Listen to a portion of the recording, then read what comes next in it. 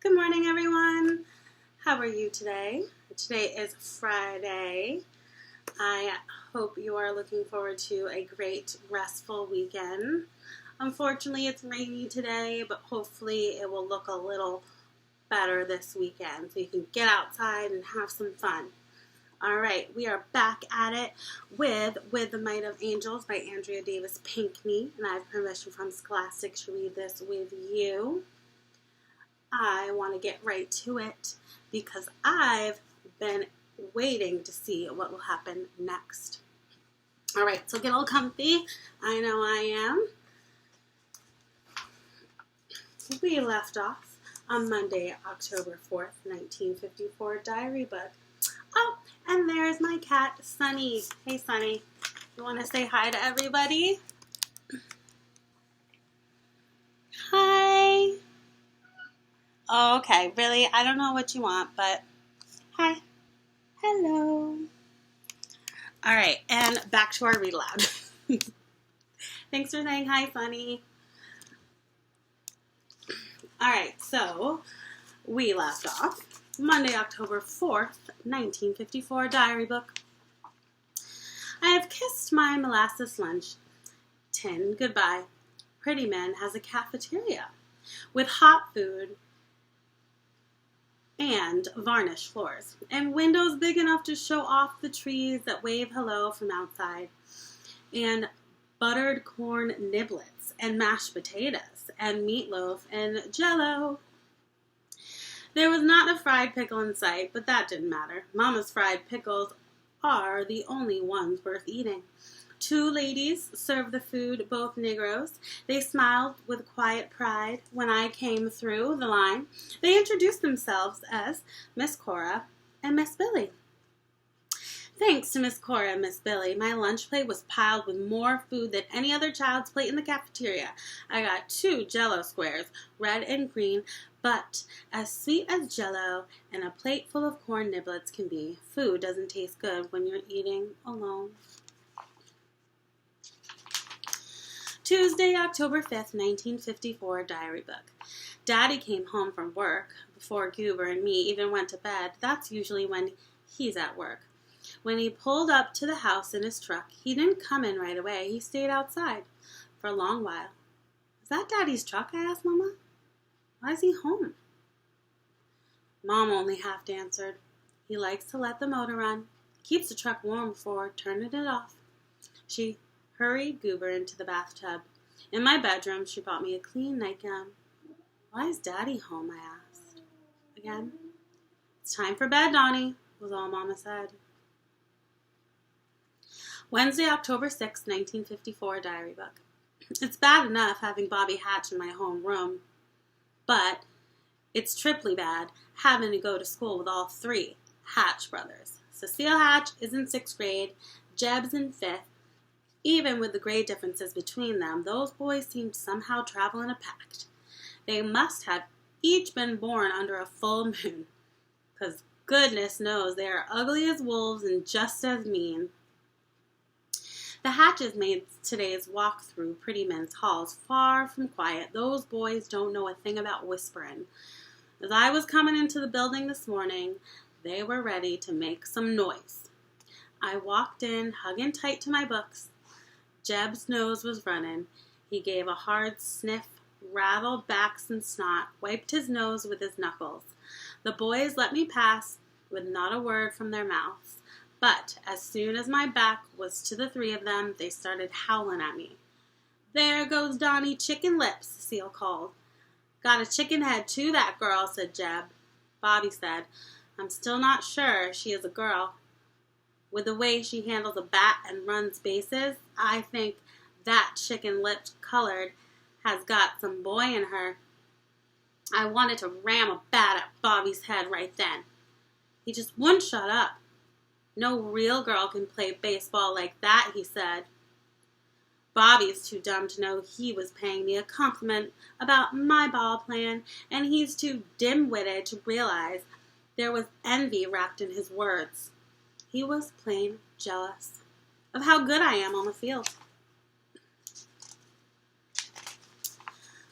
Bobby's mouthing off, encouraged the other kids standing around to start clucking.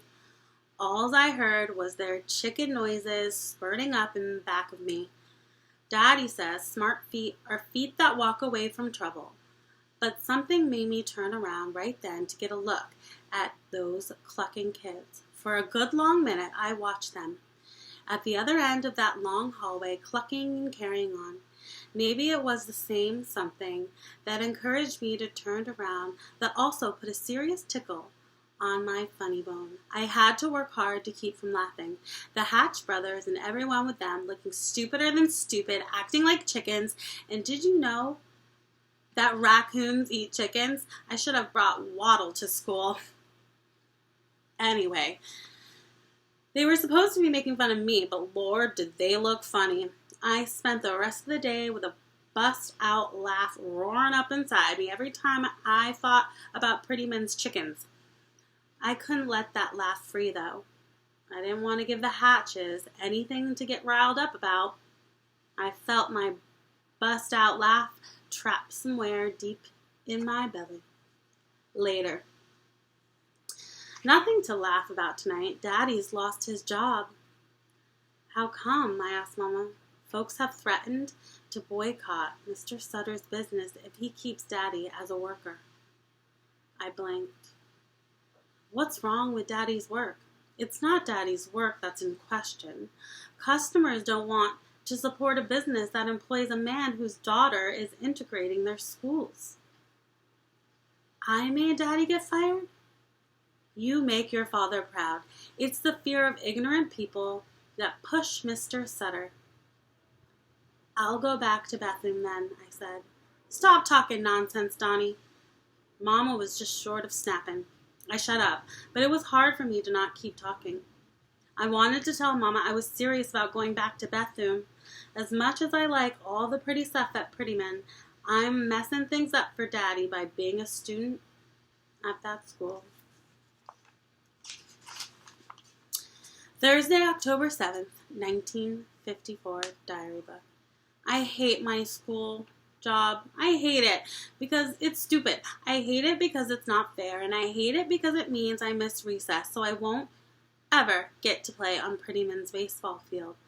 There are 2 parts to my job, which really means I have 2 jobs. Part 1, the sponge. I dip a spongy clump in the wash bucket and trail it top to bottom on the blackboard. That sponge is as big as Goober's head, and it takes a lot of 2-fisted wringing to keep it from dripping all over the place. Out the window, I watch kids pushing past each other to get to the schoolyard while they run. I sponge, then take the bucket down the hall to the sink in the janitor's closet where I pour out the chalky water. That bucket is bigger than a Buick. It bangs my leg when I walk with it, and hoisting it to the lip of the sink is no picnic. Part 2, erasers. I take them out back near the schoolyard. This being my first day on the job, I started off slow. Every time the black pads slap together, they send out a soft thud, then a dust cloud of chalk. Bam, poof, bam, poof. I don't do anything halfway, so I was not going to let that swelling dust get to me, but soon the bam poof was spreading more and more poof into my nose and eyes and all around my head. A white film dusted my hair and eyelashes and neck and clothes more dusty than Mama's talcum powder. Even though I can run a 50-yard dash without getting winded, I could hardly breathe. My coughing was louder than the hacking of a sick dog. When I got back to class, the other kids were coming in from recess. They were shoving and happy and laughing from getting to be in so much fresh air, and there's what else isn't fair. Because he's a Negro, Daddy lost his job. Because I'm a Negro, I have to keep mine. Friday, October 8th, 1954, diary book. Leave it to Mama to find a way to get chalk dust off my clothes and out of my hair. Her methods are always easy for her, but hard on me. Today she came at me with a ribbon of flypaper and pressed its sticky strip all over my clothes. That definitely pulled up the chalk dust, but snatched the backs of my hands near the ends of my sleeves and any other skin I had showing. For my hair, Mama made me stand by our summer house fan to let the chalk dust blow off. And oh, did it blow. And oh, did I not like it. Saturday, October 9th, 1954, diary book. Mama's added something new to my Saturday chore list, raking leaves. I spent my school days beating erasers and emptying slop water, and my Saturdays doing yard work. Do kids have fun anymore? Monday, October 11th, 1954, diary book. For all the staring or clucking kids do when I walk through the halls at school, in math class I have the opposite problem. Mrs. Hughes, my math teacher, ignores me. In Mrs. Hughes' class, I'm as invisible as a ghost. I admit math is my hardest subject, but I try at least. Today, each time I raise my hand, Mrs. Hughes looked right past me. I can see that her glasses are as thick as the bottom of a pop bottle, but I know Mrs. Hughes is not blind. During our math lesson today, Mrs. Hughes asked us to give an example of an integer. Nobody raised their hand. Not one kid knew how to answer. I sort of knew how to answer, so I put my hand up and I held it up. The answer, I think, is that an integer is a whole number, not a fraction or a number that has a decimal. An integer can be a positive, negative, or zero. The number 12, 3, negative 42, and a million are all integers, I think.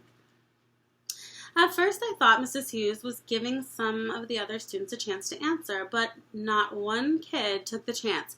I could feel the blood running from my hand. My arms started to get tired, but I was not putting it down till she called on me, or at least looked in my direction. Mrs. Hughes repeated the question, "Can anyone give an example of an integer?" Nobody said anything. "Do I have any volunteers?" asked Mrs. Hughes. "Do I have any chance of getting called on?" I wondered. The room had fallen silent. No one wanted to take a chance with the answer. They all saw my hand up. I think they were hoping Mrs. Hughes would call on me so that she wouldn't call on one of them. Bobby Hatch burped and everyone giggled. We were nearing the end of the period. Mrs. Hughes went on to a new question, an easy one that even the stupidest kid could answer. Mrs. Hughes asked, "What is a real number?" This sent 10 hands flying up. I didn't bother raising mine. It was clear I was not getting called on, even though I know that a real number is the kind of number people normally use, such as 189, negative 37. I stayed quiet. Here's what else I know. I have now figured out the answer to the real problem in Miss Hughes' math class. It all adds up to this. 1 white teacher plus 1 Negro student plus 28 white kids equals 1 invisible Dawnie Ray Johnson. Or, here's another answer to a math class problem. 1 teacher, 1 iota of kindness equals makes me feel less than 0. P.S. This being Columbus Day, I'd have thought we've had the day off. But it was probably Mrs. Hughes who said, "Let's keep school open so I can make Dawnie feel smaller than a baby ant." Poor Dawnie. Tuesday, October 12th, 1954, diary book. In Mrs. Ruth's English class, I am far from invisible. Mrs. Ruth loves to call on me, even when my hand is not raised. But it seems my understanding of English is different than Mrs. Ruth's understanding. I mean, we're both saying the same thing, at least that's how I see. But to Mrs. Ruth's way of thinking, every answer I give is wrong. Today, with how Mrs. Ruth was treating me, I wondered if I was even speaking English. She asked me to name the parts of speech. Easy. Verb, noun, adjective, adverb, pronoun, I said. I thought for a moment.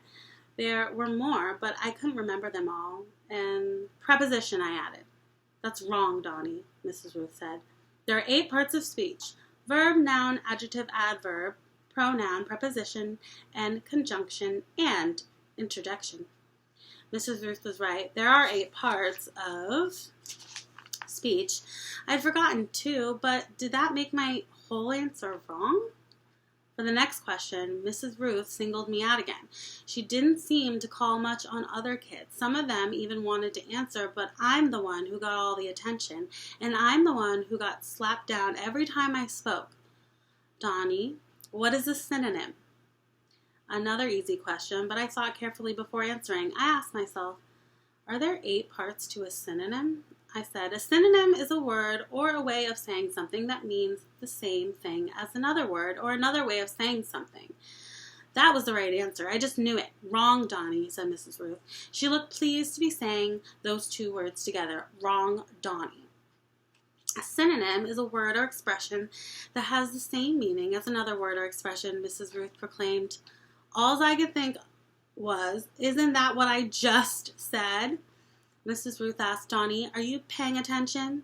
Mrs. Ruth, are you paying attention? This is English class, right? Are we speaking the same language?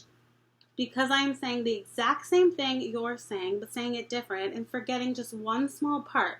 But like a synonym, we mean the same thing. Are you paying attention, Mrs. Ruth? Are you? How about if I call you wrong, Miss Ruth? You are wrong from ridiculing me in front of everyone when my answer is mostly right. That's what Dawnie was thinking.